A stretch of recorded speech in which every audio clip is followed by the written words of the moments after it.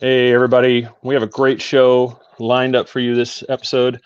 We have Jimy Bleu, frontman of Kiss the Sky tribute band. This is going to be an exciting time. You're going to enjoy this.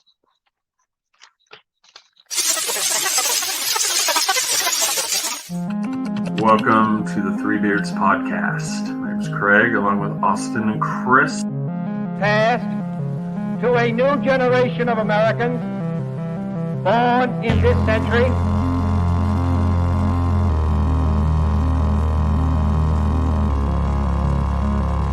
Let me out.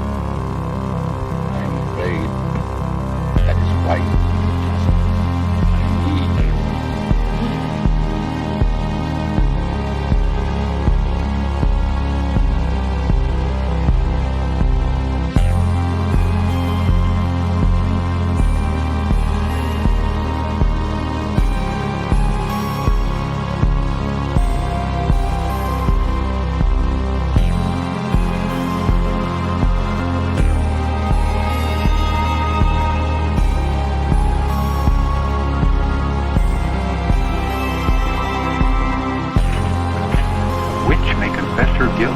Then live to send the innocent to their death? Is this justice and honor in Massachusetts colony?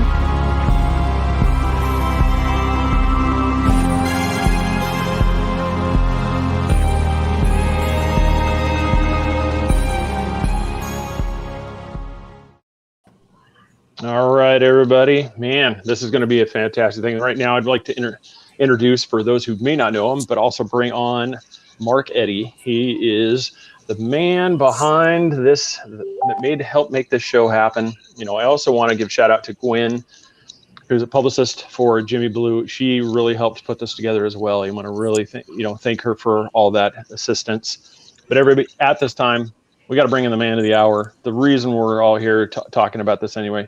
Jimy Bleu, how are you, sir? Hey guys, thanks for having me here. I appreciate it. Oh, yeah, absolutely. This is so. Let's just get. I mean, what a ride this must be, being able to play, reenact, just be the legend that is Jimi Hendrix on a daily basis. I mean, that's just that you get to live the rock star lifestyle, every day. That's everybody's jealous of you, sir.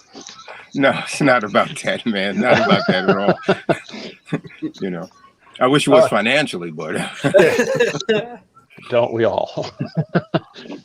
No, I was watching some of the videos, and I want to first off compliment you. I'm not sure if you're the complete brain behind the way, but the way you guys have done this show is absolutely fantastic. Not only do you sound, you look, it's basically you're not just the lounge singer type acts that you always see that just play some artist's songs. You're actually embodying Jimi Hendrix in your performances, and it's amazing. Hey man, I'm glad you picked up on that. It's I've been doing the Hendrix show. It's my 52nd year. Wow. I was in Jimmy's fan club, so I've been doing it since '68. But I would not be able to do this as effective as you just described without the help of my partner, Mike Gotch, because he brought together the whole equipment, the light show, the outfits, everything to make it like a Broadway play of Jimi Hendrix. He felt the same as I do, that Jimmy deserved this, because not even the guy's family is doing this for him. Wow. No, and that's the thing. I mean, for anybody that hasn't, go to YouTube. All you have to type in is Jimy Bleu, JIMYBLEU. It'll bring up watch these things, because not only, like you said, the Broadway show, because that's exactly probably the best way I would say to sum this up, because you'll play the video clips, and that gives you guys time to do a change, to basically like a set change. And that's, you come in and you've got a whole different period. We've now gone, from these, you got the Woodstock era. And I mean, one of the ones I want to ask you is, how many venues allow you to do the infamous flaming guitar? I mean, you have to get a special permitting to do that? Do you just have to not like your guitar anymore? Yeah, well, after the Great White incident, that's a no-no. Yeah. You can't do that no more in any venues, man. So you have to get a fan with the little fake flames, and just set it up there like a little design. Well, I set the guitar on fire, playing it. You know what I mean? I try to compensate that way, That's a good one. That's a great way to compensate.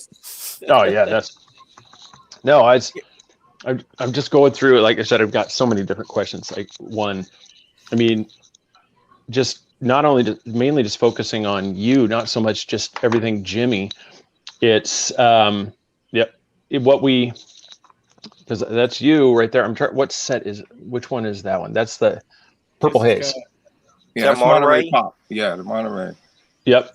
And just like you said, you've got it down. I mean, the mannerisms, left hand, play a guitar. Did you already play left-handed, or was that something you had to teach yourself? Yeah, actually, I'm a left-handed player, and actually, Jimy recommended that I go to Berklee College of Music. So I took the test and attended Berklee. And once I was in Berklee, they tried to get me to actually change my strings as, conventional way, even though I'm left-handed. And I told them, well, if I did that, I would suck and you would kick me out of college. So I left the strings the way they are, upside down, Albert King style.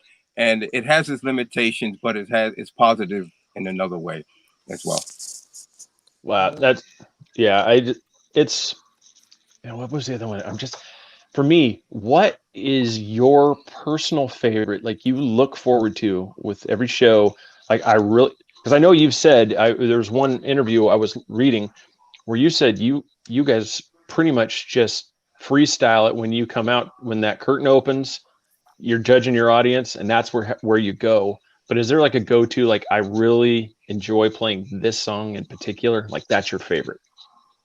Not really. I particularly like Jimy's earlier stuff, the first 3 albums, Are You Experience Acts as Bold as Love and Electric Ladyland. I really concentrate on those. In fact, during the meet and greets, people often ask, listen, I'd like to get more into Hendrix, man. You really did him justice, blah, blah, blah. Where would I start? I said, get the first 3 albums. Okay. Everything else is icing on the cake. Get the first 3 albums because he's doing things not only recording wise, but when you see him in that period, he's approaching the guitar in a whole nother way. That's very important. You know what I mean? There's guys who can play rings around him, but he had a different way of approaching the guitar by manipulating sound with body movement, his vocal style mixing in with the whole style, man. It's just, that's what makes him unique. So would you call that mastering an art? Whether you're not the best on the strings, like as you just stated, that there's people that can work circles around him, but by him electrifying the crowd with the movement is making up for the lack of the strings that he had. Yeah, good point. I particularly, when I do a Hendrix show, I concentrate on the Monterey Pop period because he was never able to recreate that energy and get on that level again. It was downhill from then on. Okay. And, that's because that had to count. That concert had to count. I used to have an FM radio show where I interviewed a lot of celebrities, mainly people who are really on top, my heroes, but I interviewed most of the people connected with Hendrix. I was very blessed. I spoke to Chaz Chandler, and we spoke at length about that period because, like I said, that concert had to count. And if you notice in the Monterey Pop film, when you see Jimy playing, I think it's Can You See Me, or one of those solos he takes on those driving songs. He kind of like makes a mistake. He's a bad note, and he does like this. He's looking at Chaz because before that, Jimy was getting high. He was so nervous before that concert. You see him walking around with Brian Jones and Buddy Miles. He's like drinking. He's popping acid. He's like smoking. He's so nervous. So I mean, before they played, Chaz said they went behind stage after the sound check, and Chaz was like shaking his shoulders. Look, dude, this gotta, don't you blow this, don't you look this up. This has to really count. So when Jimy hit that note, he looked at Chaz like pointed like that, said, dude, and he was okay from then on. Yeah, that's awesome.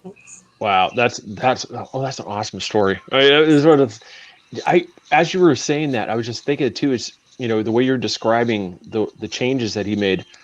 Nobody likes the what if the what if questions, but for me, what would you, if you had to just guess, where do you think his music would have migrated to if he hadn't passed away in 1970? I mean, do you think he would have gone more of the blues route? Do you think it would have been more, like I said, Jazz. I said, where do you think it would have transitioned to if he had been with us for longer? It would have been more fusion. I call it fusion. He was one That's of the founders, not the founder, but one of the founders of that whole fusion movement. So it would have been fusion. He was reaching out to a more wider audience. He would look out in the audience and see mostly whites, and it just bothered him. He wanted the music to encompass everybody. And so his music was changing towards that. And you can hear that on the albums that were released after he died. Cry of Love, Rainbow, First Rays and things like that. And those are only, oh man, those are not even close to what those songs would have really sounded like, maybe one or two. But most of that is not what those songs would sound like. I toured with Billy Cox, and Billy told me that Jimy was on the phone with him almost every day, making changes to those songs. So he was going in a more funkier sometimes, more earthly. It was changing. He was capable of doing a lot of different styles. That's why I used the safe word fusion. Yeah, I would say it because for me, just his talent and his ability for ingenuity, the way he did it.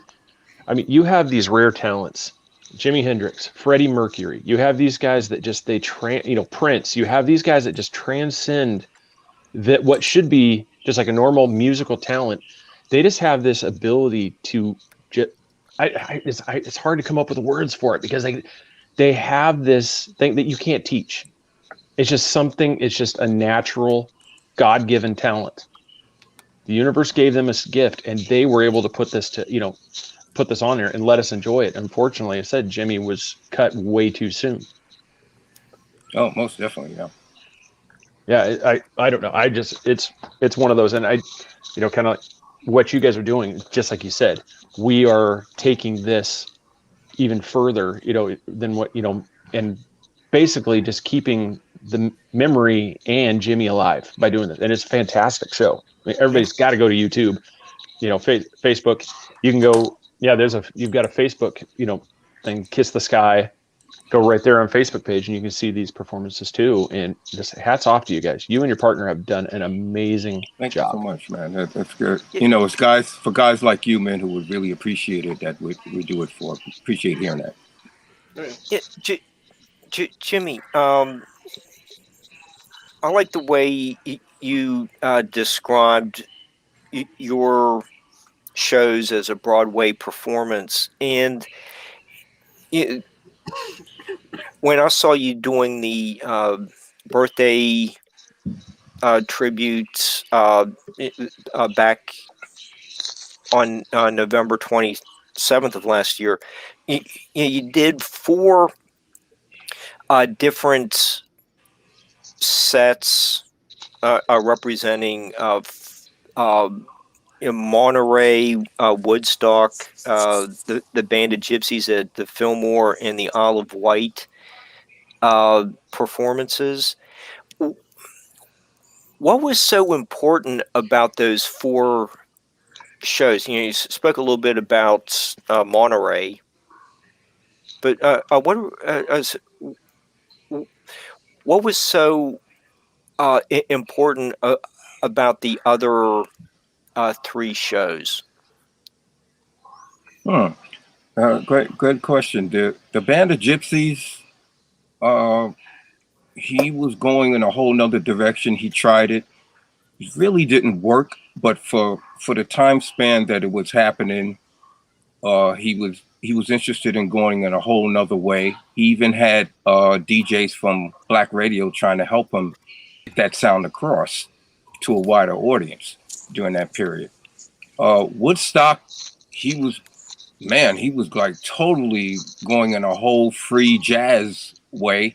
You have to understand that there was a musician on stage with him at Woodstock named Juma Sultan, playing percussion, who's my best friend. And this guy is responsible for the free jazz movement, where all of these top jazz musicians that have just knocked their socks off used to go to his loft, him and his partner's loft, to jam after they do the clubs. So Juma was behind that. So this influenced Jimmy tremendously. So Jimmy was stretching out. If you listen to some of the recordings from what is called the Shokan House, which is the house Jimmy rented for a couple of weeks at Woodstock while doing that concert, you'll hear these freeform jams where he's just stretching out, trying different things. That doesn't sound like Jimi Hendrix at all. So this was he was always trying something new. Like, okay, well, let me do this. I'm hanging out with this guy. Let me try that. You know, that's what was going on. Al of Wright, you can't even talk about because he was a walking dead man there. Oh. And there's that one. Yeah, it is covering Sgt. Pepper's Lonely Hearts Club Band and God Save the Queen for returning to England. Yeah. Let's see. We got a question here. Will Jimmy answer any questions via this message board? Well, yeah. It's like I said, if you got, yeah, I just answered the question. Yeah, go for it. Yeah, if you've got one, absolutely, just go for it. What was the question? I thought you were talking. That's what I thought too. I thought I was reading a question. All of a sudden, it was just like, no, that was just a question for us. We're waiting for that. I'm looking at your tour schedule. Obviously, last year was just a mess for everything for everybody. Yeah. You've been doing this for so long. What was your favorite place to play? Oh man, it's I can't even pinpoint it, man. It's I just like playing for people who appreciate what this guy was about. Yeah. You know, that it's very important to me to look out in the audience and see people digging this, because like I said, nobody's doing this. You have people doing this for the Beatles. You have people doing this for the Stones. Elvis. Yeah, Elvis, Led Zeppelin, who we actually opened for. We toured with the Led Zeppelin tributes also, who are incredible. I mean, there are just so many people. Then when you get to Hendrix, it's like, he don't count. And I'm like, what? Why? Yeah, I was there. I was around that period. And I do actually do lecture demonstrations on Jimmy. And I call the lectures Jimi Hendrix American Guru, because that's what he was.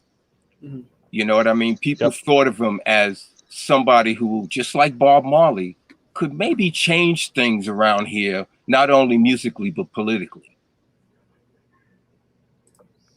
You know, if you listen to a lot of Jimmy's lyrics, there is a good bit about God bringing a positive difference to people's lives. Was that really after talking, working with Billy Cox and Juma? Was that how Jimmy really was and thought about? You get samples like songs like Somewhere, Earth Blues. Yeah, you're talking a later period, Jimmy, which was a lot of experimentation amidst the turmoil that was happening in his life. So imagine being able to be creative with all that drama going on in your life. So yes, he was always thinking about that. Once again, I personally concentrate on Jimmy, the early Hendrix, when he came out the box, because not enough credit is given to Chas Chandler. You mentioned Jimmy's lyrics. Jimmy would write things and it would be very heady or, blah, blah, blah. And what Chas would do, since he was used to being with the Animals and crafting 3-minute gems, You know what I mean? And how to take a song, put the hook, you know, the verse, blah, blah, blah, blah. Jimmy didn't know nothing about that. Jimmy just was like, matter of fact, Purple Haze had something like 6 or 8 verses. You know what I mean? So Chaz would be like, no. Listen, here, blah, blah, blah. Now go back to the hook here. Now put your guitar solo. Sometimes Jimmy would take a solo in the beginning of the song and be ripping. Chaz would, no, don't give it all to him yet. Come on, you know, we're waiting to, you know, and little things like that a producer does that Jimmy needed. This is why when Chaz left, Jimmy was lost, and he reached out to Chaz just before he died to come back with him. And actually, you know, after a few times, Chaz saying no, Chaz said, okay, I'll tell you what, give me the masters, and let's see what we can do. And then Jimmy died. Oh, but man. The 2 people responsible for the Jimmy, we wouldn't be having this conversation if it wasn't for 2 people, Chaz Chandler and Linda Keith. Linda Keith is very important because she groomed Jimmy and then brought Chaz to see Jimmy. But it was her who was responsible for getting Jimmy. No, I don't. What? Are you crazy? You going out on stage with that? Here, do this, blah, blah. You know, she would actually get it ready.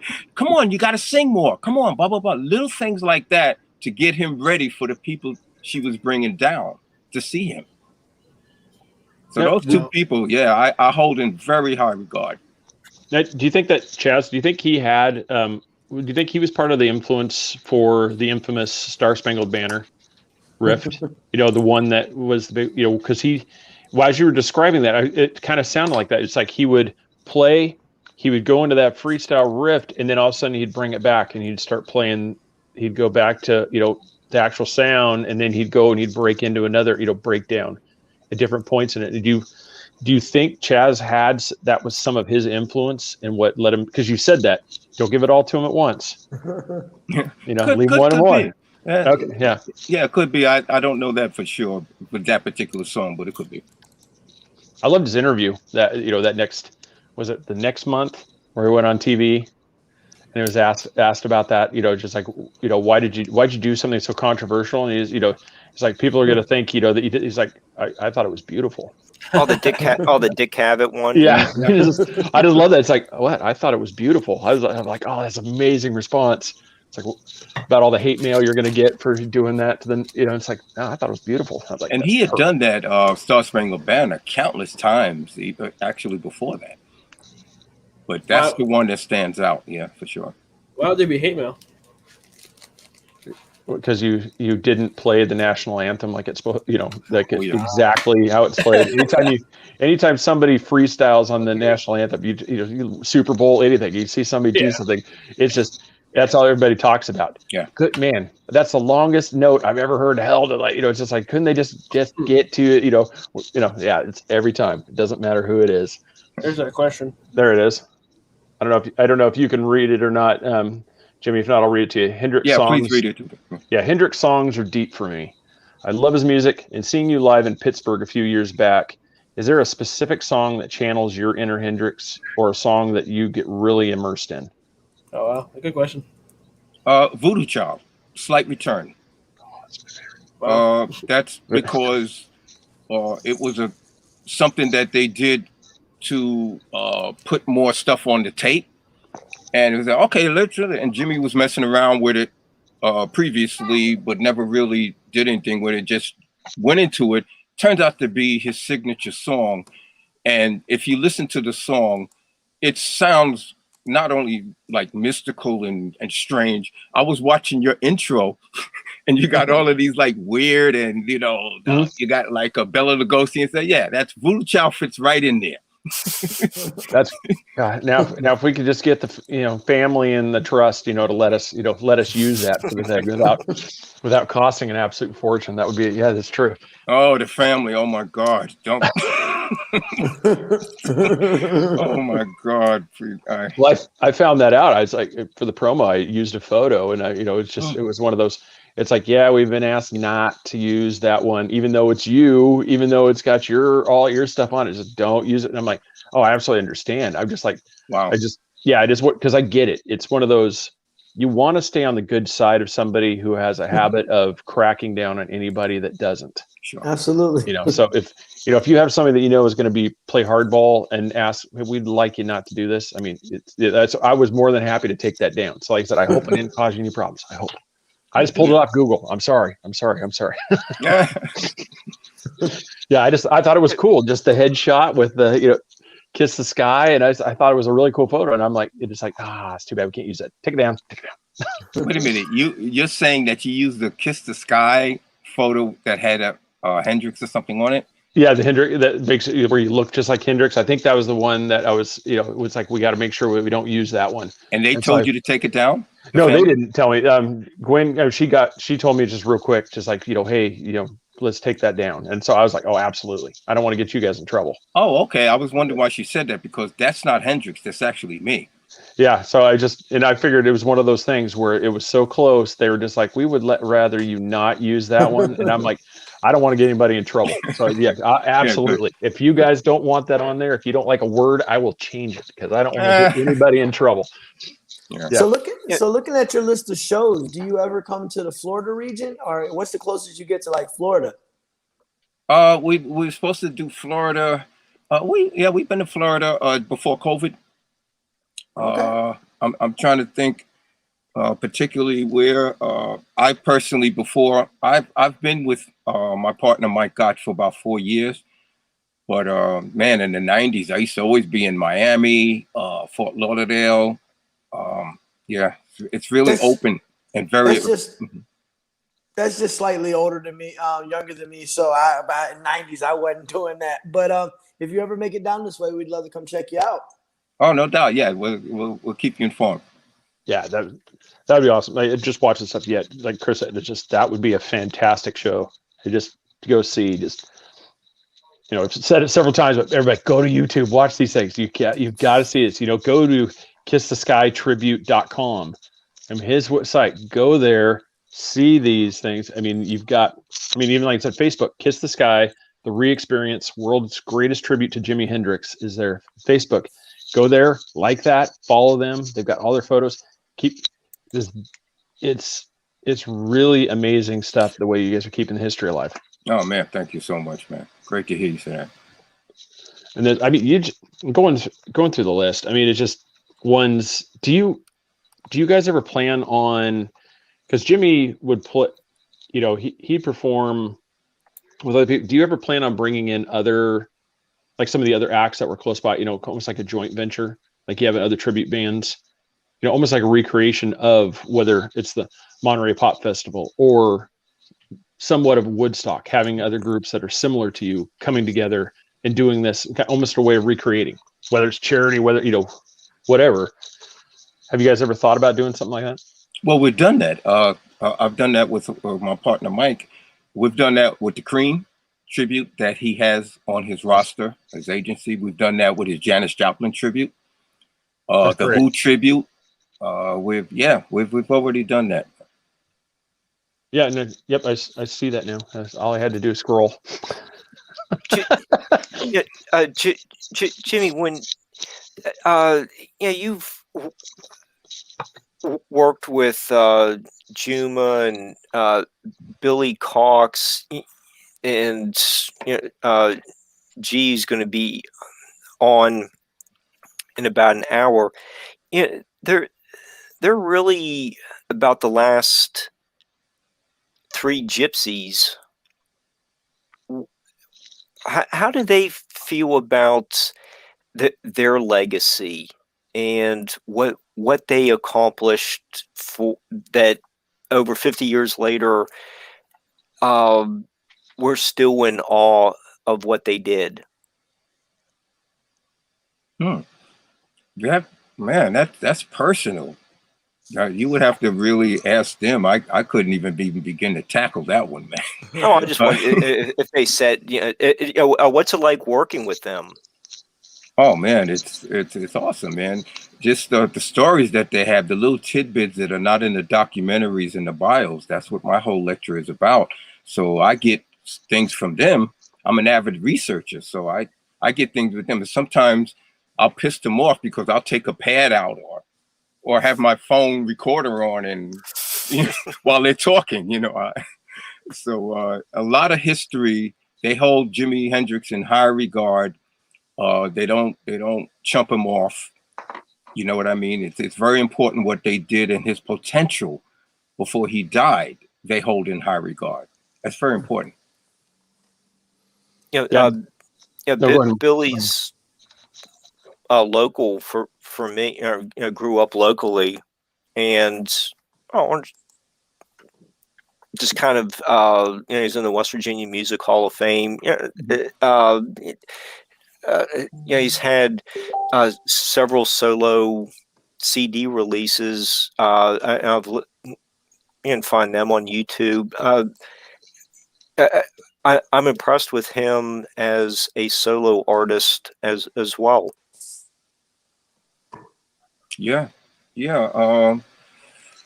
I used to play his stuff a lot when I had my radio show, and because his stuff doesn't get played a lot. But yeah, man, he's a terrific guy too, man.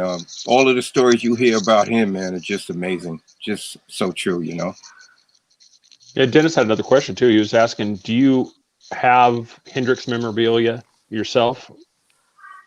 I actually have. I was at Woodstock, and I was behind, sort of like behind the stage. Wow. And Jimmy had put on one of the guitars off the rack, and was just just blah blah blah blah, and the strap popped. Like when you hook the strap up to the little knob, it just popped. And he got mad and almost was getting ready to throw a tantrum and took the guitar off, took the strap off from the bottom of the guitar, and just do it. Because he's getting ready to go on stage, so he just do it, and I happened to catch it. So I still have that strap, and people were like, "Man, why didn't you get in the sun?" I'm like, "Yeah, I'm a little kid, like 15 or 16. I'm supposed to run. Jimmy, could you sign this for me?" And come on now. Yeah. God, he transferred his energy to you just through that strap, and like I said, maybe was that the moment that you felt, that you felt like a deep connection to Jimmy? I'm just curious if it was something around that time, if that could have been a spark. No, I'm going to be very honest with you. When I was around Jimmy quite a few times, because I attended performing arts high school from the movie Fame. Mm-hmm. And it was at the hub of Times Square, meaning it was on West 46th Street between 6th and Times Square. Down the street from there, you had, I think it was the Scene. And then a few blocks from there, you had the Record Plant. And then 2 blocks in the other way, you had Manny's and Sam Ash and all of those music stores. So every time Jimmy would come up from the Village and, go to any of those places, he would stop by if it was a school day, him and Buddy Miles and the sax player, Jimmy Castor. They would stop by Performing Arts and sit on the steps because Buddy Miles was dating a girl whose sister went to Performing Arts. So that was like a hangout. They would come there, they would smoke, blah, blah, blah. So we had the Hendrix watch, I called it, in school, and somebody said, "Yo, Jimmy's downstairs." We'd actually walk out of class. Just, go see it. We didn't care what it was, just walk out and jump downstairs and, just hang out. But he didn't know my name, and he didn't know my name personally. But what happened is I was trying to impress him because I had a little free gig. So I was saying to my friends, "Oh, I'm playing, blah, blah, blah, blah, blah, blah. Yeah, blah, blah." So then Jimmy, who was like talking, doing something else, he just looked over. He said, "Oh, yeah, what are you playing?" And I'm like, "Well, I'll be doing Purple Haze and I'll be doing Foxy Lady and blah, blah, blah, blah, blah," like kids do. And he put his hand up and he's meaning to shut up. And he said, "When you do you, I'll come and see you play." That had the most profound effect on me with Jimmy. Wow. That just right there. He wasn't my favorite guitar player. The reason why I said, to tell you the truth, back then I was trying to be white. Terry Kath, Jeff Beck, Mark Farner from Grand Funk. I used to go see these guys all the time. These were my favorites. Hendrix wasn't considered rock. He was black. Yeah. This is my thing. I'm telling you where my thinking was. So he was like maybe 4 or 5, but I wanted to be these other cats, man. And it wasn't maybe I'd say about 6 months before he died, I started to realize what this cat was doing. Now I was in the band in '68 when the Electric Ladyland album came out. I was doing Hendrix for free in Manhattan, and mostly in the Village, these clubs. You just walk in, do a set, and blah blah blah. So I was gigging doing a Hendrix show. But I was like, okay, I pack up, and then I'd go back to trying to be Jeff Beck or whatever, Yeah, that was my life back then, man. Wow. Yeah, that is amazing story. That's the stuff I love. Yeah, those, like I said, these stories. That's what you don't get just by reading some article. And that's what really enjoy doing this. So I mean, Mark, thank you for Gwen, thanks for putting this together. This is fantastic. Man, I had a question while Mark was doing that, and I just forgot. If anybody else has a question, I'll see if I can remember it. So what? So for the fans that's listening tonight and that may listen later on, what kind of guitar are you playing with? I use Stratocasters. If we're doing a certain period iconic concert of Hendrix, we use what he used, pretty much. Down to the Marshalls and everything, man. We have the effects, everything. Then now I use, of course, I don't use the old effects from the '60s. They're in a rack, but it's the same effects. It's just a little bit more updated today. You know what I'm saying? Yeah. Well, thank you for that. Yeah, that's awesome. And did you make your own orange shirt, like for Monterey, and the black vest, or did you have someone make the outfits that you wear for each to help recreate the authentic appearance for that show? Some of it you can buy online, actually. Oh. There are some things that we had made, specifically the Woodstock jacket. We had that made by a Native American brother. Actually made that for us. It's ironic because I know the woman who made the jacket. She's a friend of mine for Jimmy at Woodstock. Her name is Colette, and one of his girlfriends, and I know her personally. So, it was hard to get somebody to really nail that jacket down, and we finally found this Native American guy who did it. And that's the white one with all the fringe? Yes. Okay. Yeah. Now we had a question from Diz. He just it's more of a statement too. It's just based off of, and he's got another one there too. What we have you thought about sitting down and just the story you relayed about being on Hendrix Watch? Have you sat and thought about writing a book and actually putting this thing on paper and actually coming up with it? Because I think it would be an absolutely amazing work to put out there for people. Because you don't want to lose these memories. Because like I said, you have them. I mean, there's nothing, if you don't write them down, they're going to be lost. Well, I am the book. Yeah, exactly. That's what I said. We want to preserve that.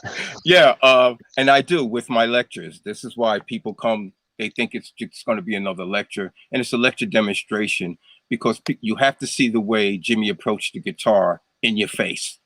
Yep. And this is why the lecture is important. So the lectures are sort of like a book. I cover everything. I cover things that are not in any documentaries, any biographies, and there are countless. There are like hundreds of books on Hendrix. And you come to a lecture that I do, you're gonna walk out of there, yikes. And that's, yeah.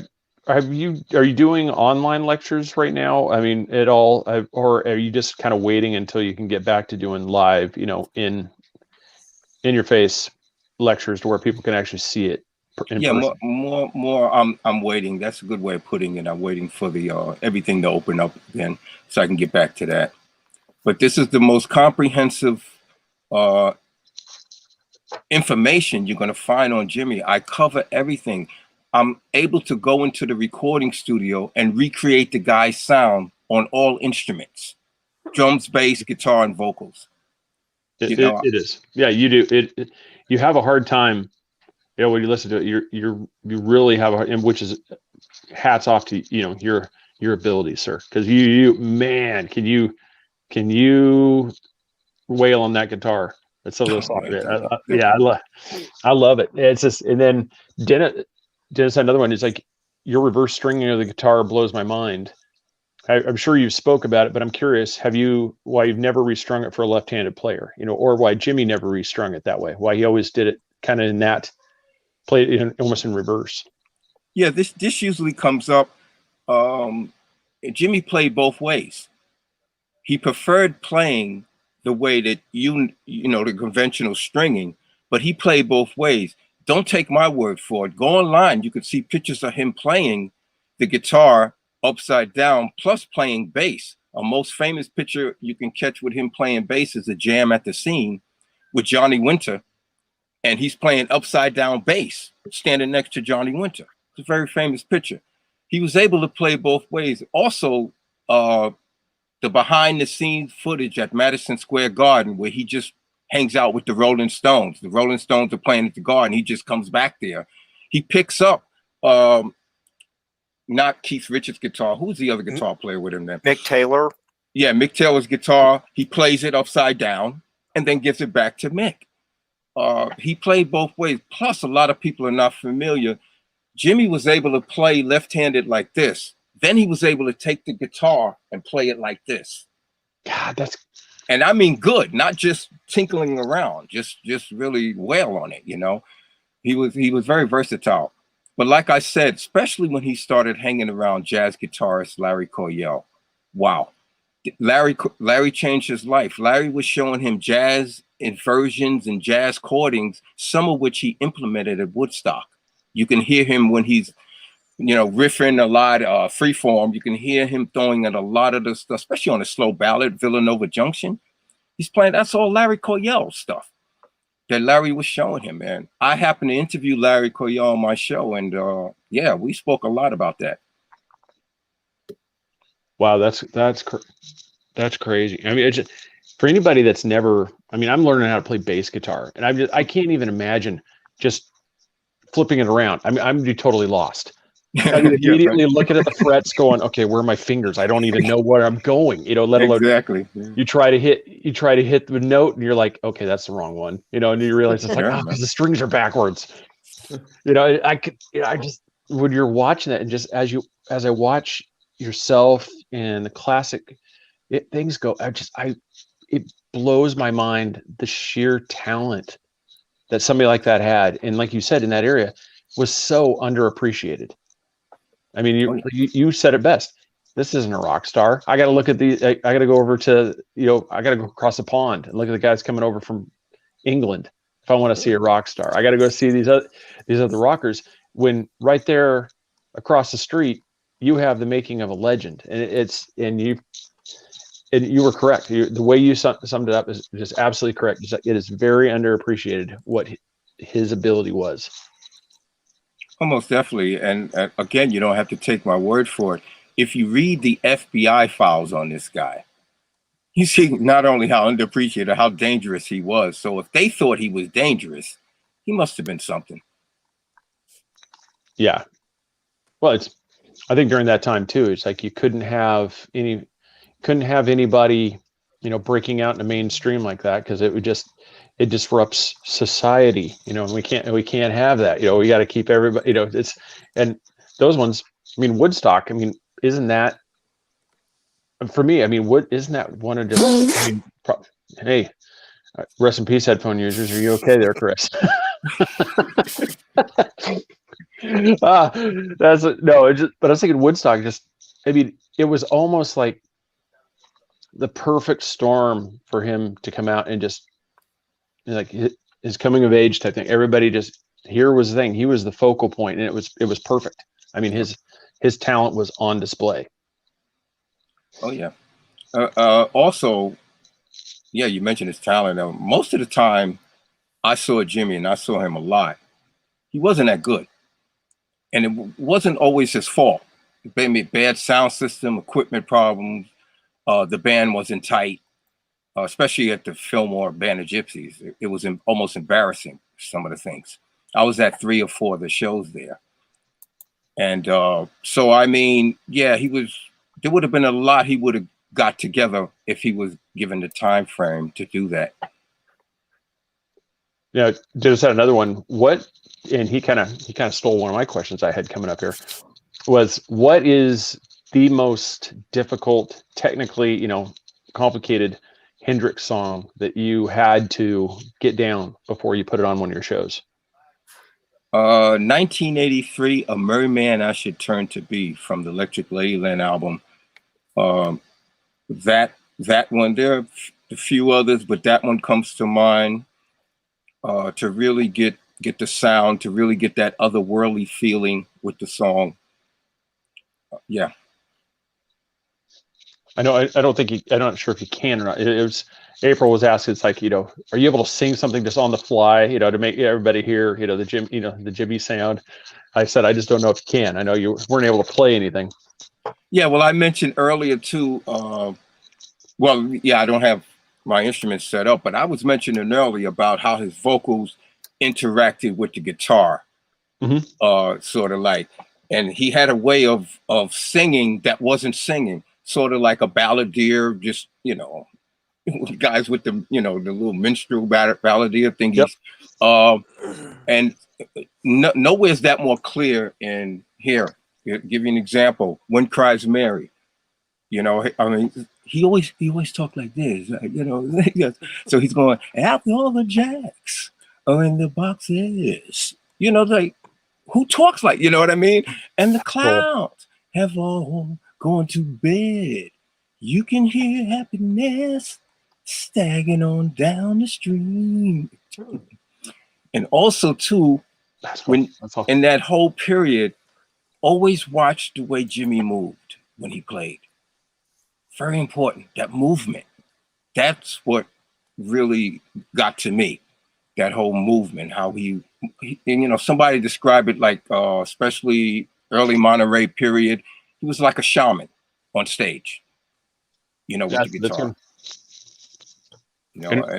And Matt, actually, Mark, I had asked you earlier about the ancient history, speaking of shaman, and the reason I asked you because this ties into what Jimy was into before he died. Jimy was into the ancient Egyptian teachings before he died. Now, a lot of people, when I bring this up in lectures, people are like, get the f out of here. He just popped a lot of drugs and winged it. And you have to understand, around this period, it wasn't uncommon for many stars to be into spirituality. You had Carlos Santana.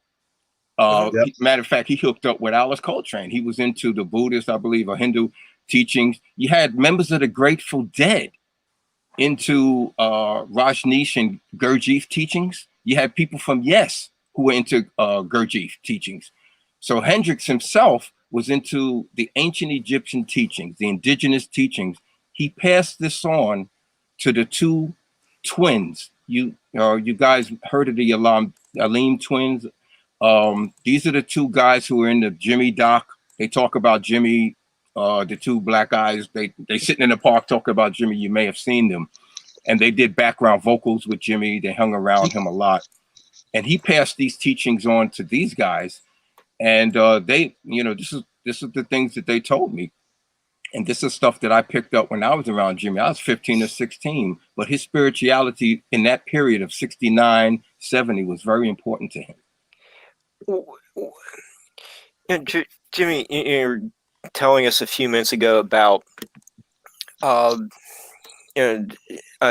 Jimy and Buddy were sitting on the steps at the school, waiting for his girlfriend to come out, and you guys would go out and see.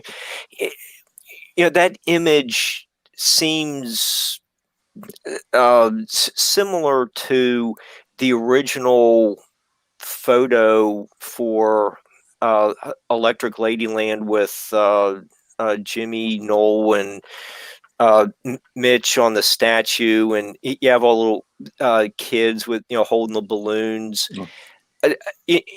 That what you're talking about with the Egyptian spirituality, it all seems like everyone's just trying to make sure the next generation grows up with positive influences, something like that. You get that feeling from seeing Linda Eastman's photo. I don't know what that ties into,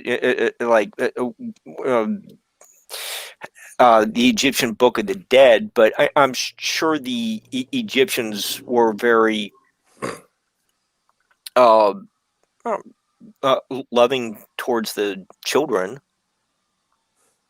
Yeah, matter of fact, on one of your ancient history show, there's a lot of research by people like Christopher Dunn, Robert Bouval. Yeah, you should really, because it changes every day is why I'm bringing it up. It's so spectacular. It's changing every day as we speak, what's going on there.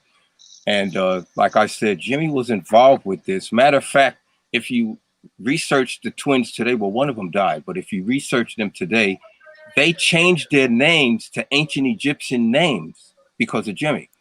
They changed from Albert and Alan. They changed it to Taharka and Tundura Alim. And they said that Jimmy gave them the front money to start their record label and everything, only if they named the label Nia Records. And Nia is something from the Kwanzaa. It's one of the principles of Kwanzaa, which they did. But yeah, they were very into picking this up from Jimmy, as I was as well. Wow, that's what I know. There's been some recordings that have been found more recently. They started being released. Do you think there's some hidden gems that still they haven't released, or do you think there's still? Have we gotten pretty much the majority of what that they have stashed away? Yeah, there's nothing else. Yeah, there's nothing else. There is a script that he submitted to Warner Brothers for a film that he was interested in doing called Black Gold. Now, there's a book called Black Gold, which has nothing to do with this script. This Black Gold was supposed to be a character that's similar to Indiana Jones, where he travels the world and goes into these great adventures and, Lara Croft sort of thingy. This what he submitted to Warner Brothers. And I saw the script of that from one of his proteges, Velvet Turner. I saw the actual script that he submitted before he died to Warner Brothers. I heard some of the songs on a cassette tape that were going to be in the soundtrack for that film. He was very serious about doing that. Wow. But musically, no. There's nothing. There's nothing but little jams here and there that they can remaster well to sound like it's current. But there's nothing else. That's the sad part about it. Just hoping we're going to find some picture frame of a flower, and you're going to take off the back, and there's going to be a hidden script, hidden musical notes from one that Jimmy had, that somebody actually used for backing on a picture, and they weren't even thinking about it. It was like, yeah, keep your fingers crossed. That sounds like a Tom Hanks movie. Yeah, exactly. Oh man, yeah, it's one of those things. It just, like you said, the shows, they are just fantastic. I can't wait until this thing gets back open to where people can go and enjoy what you have, you and your partners have put together to offer, because this is, you call yourself, and you really are a historian. You're keeping this history alive with every performance. It's not lost. Everybody's like, I would love to see footage. Go watch Jimy Bleu. Yeah. You've got Monterey Pop Festival right there. You've got Woodstock. You've got Bandage. You've got it all right there. Just go see a show. YouTube. Watch a show. You're gonna. Do you have any tour dates for this year, or you just waiting to see how the virus situations? Hopefully, it's going to start fizzling out very soon. But do you have tour dates or anything in the works for this year? Oh yeah, I just received the spreadsheet a few days ago from our agency. Yeah, it's opening back up, and we've got a string of them. Not only in this country, we'll be going to Europe as well. Oh wow! So yeah, we're just waiting. Actually, those dates are booked, so we're pretty much just looking to get back on the swing of things and get this thing out there. It's very important for people to realize what Jimy was about. It really is, because he had the possibility of changing the planet, and this is why he was very dangerous. You're welcome to play right there in my living room if you're just on the other side of that wall. That's awesome. Yeah, Gwen had just mentioned that there's stuff on both the Facebook page and your website, kisstheskytribute.com, where they can go and they can keep up to date on where these things are going to be at, where they can get more information. And is that? I'm trying to look before I ask that question. I should like the merchandise store. You can go right there. Now, do you guys have a lot of merchandise you can buy? I mean, I know there's going to be limited stuff that you can do. Just obviously with so much of the recreations, but there's got to be. I mean, what does it take for a little kid to go in there and get a frustrated Jimy Bleu guitar strap? So he can keep the streak alive. Yeah, no straps yet. That's coming. We got little things on the website. It's really coming. You have to keep in mind too that I said Jimi Hendrix was very dangerous. Kiss the Sky is very dangerous. Because we're doing what Jimy wasn't able to do, which is put all of those iconic moments in one show. He wasn't able to do that. I'm playing differently as a guitar player with each show. It's a different style of playing. I can't get up there and play the same thing, especially when I use the two black guys in the Band of Gypsies. I have to approach the guitar in a whole nother way. Jimy wasn't able to do that. I'm not saying he wouldn't have been able to, but in the 4 years he wasn't able to do that. So this is very dangerous to a lot of people who don't want this thing to get out. I'm gonna be very honest. I'm not supposed to say it, but I said it. Yeah, no, I agree. I mean, that time period is just like, the boat was not supposed to be rocked. Things were not supposed to be changed. Things were supposed to go as they were playing. You had that whole period, going through there, and it was visionaries like himself that I would they had the influence that has gotten us to progress, gotten us to where we are today, where they've broken down barriers that weren't supposed to be touched. Yeah, good point. Yeah, I love it. I mean, I won't lie. It's like growing up, I wasn't allowed to listen to rock and roll. It was a heavy Christian influence. So the first time that I can really remember a true Jimi Hendrix song was from Under Siege with Steven Seagal. When I watched that movie, I heard Voodoo Child, and I instantly fell in love. And then I went back and I started listening to the stuff. And so you look at these, you age, and it's just, you wonder. Then I guess there's like a backslide. You go back and you're like, oh, look at all this stuff that I've missed out on. You just take it all in. Yeah. So, but when you said Voodoo Child, I go, that was the same thing. That was just and it just. When he goes to the guitar, I absolutely every time I hear it, it's that memory lane. Everything just floods back, just hearing the first Jimi Hendrix song. Dennis asked, are any of the moves you do on stage getting difficult as you're finally getting older? Because you move around a lot like a teen on stage. Who said that? Dennis. Yeah, man. Occasionally, I walk after a show, walk back in the green room. Yikes! But no, it's so I do Tai Chi, so that's what keeps me going. Oh, that's good. Yeah, that's so yoga and Tai Chi. Do you do yoga as well? No, just Tai Chi. I've tried it. I'm too fat and inflexible to get much of the moves on yoga. I've tried. I'm thinking the kind of the same thing, like you said. I'm thinking Tai Chi might be the best way to ease myself into some of the positions and then try it. Because, I can't. this downward facing dog does not work. Too many things crack. Can't get back up. Oh my God, well, Jimmy, I want to really thank you for coming on the show, sir. I really appreciate it. This has been an absolute blast. Hey man, I appreciate you having me. I'm not gonna lie to you, man. This is like got to be among the best like 2 interviews I've ever done, man. You cats are really great, man. That means thank you. We're gonna keep an eye out, especially when you come closer to Florida and Florida. We're gonna promote it as much as we can. Hopefully, get out to see you too. I mean, Florida's open, so. Yeah, come on down as my guest, man. Wherever you are, is close to you. Sure. That's awesome. All right. Well, yeah, we'll definitely be in touch. You know, once again, Quinn, thank you so much for helping us. Mark, same thing too. Jimy Bleu, you know, appreciate you taking the time out of your evening to come in and hang with us, because this is a lot of fun. And I everybody, kisstheskytribute.com.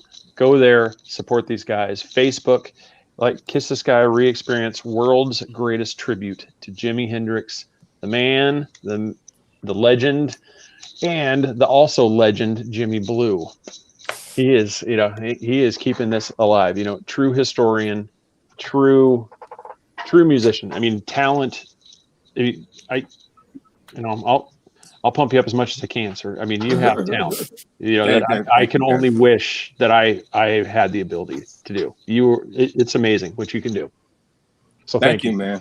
Thanks for having me on. I appreciate it, guys. Thank you. All right. Well, It was wonderful. Thank you. Have a great night. You too. Take care. Bye, Jimmy. All right, everybody. That was great, Mark. Thank you so much again for helping us get that together. That's you and me both have identical Salt Lake. Same I don't promote as much as it's all I have. All right. I wish I had my Real Legends hat. Yeah. So everybody, appreciate you watching. That was listening in. This is great. Stay tuned. The next one, we're gonna keep the Hendrix thing alive with Gerardo. So he's gonna be. Yep, that's going to be Gerardo Velez is just amazing talent as well. So Jimy Bleu, thanks again. KissTheSkyTribute.com, Kiss the Sky Re-Experience, world's greatest tribute to Jimi Hendrix on Facebook. Go follow those, support them, please. Everybody, thanks again for watching. 3beerspodcast.com. Nanny Cakes is our sponsor. Go to Facebook, Nanny Cakes 407-923. 2898 is the phone number. If you're in the Central Florida area, she'll be able to help you out with a deal if you mention Three Beards Podcast. This is going to be rebroadcast tomorrow evening at 10 p.m. on Patriot Radio. Download the Zeno app, and that is courtesy of JJ Beard Co. So check them out at jjbeardco.com and thank them and support them for doing that.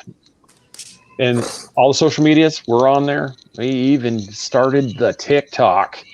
So we just got to get going on that. So check us out on that. Everybody, appreciate you watching. Go support those guys, please. Good night.